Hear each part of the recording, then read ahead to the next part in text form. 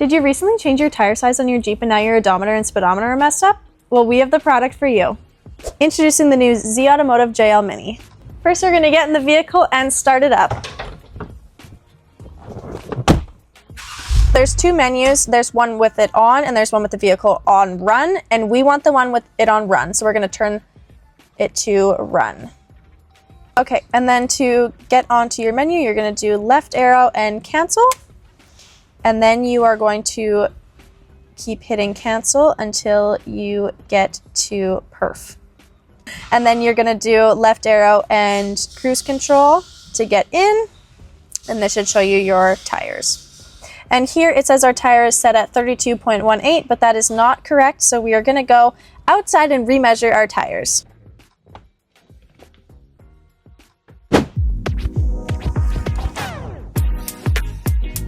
We just measured it and it's 33, so now we're gonna get back in and change it. To change it, you're gonna press left arrow and set up. You will see it just changed to 33. Okay, and then to save this, you're gonna click the left arrow and the cruise. And it should show tire size set. Okay, so every time you make changes with your engine off menu settings, you must do a full reboot and 2 sleep cycles. This is important because the changes you make might not save or your dash might not turn off, which will result in a dead battery. Okay, so to do a reboot, we're going to do left arrow and cancel, and then we're going to scroll through until we get to reboot.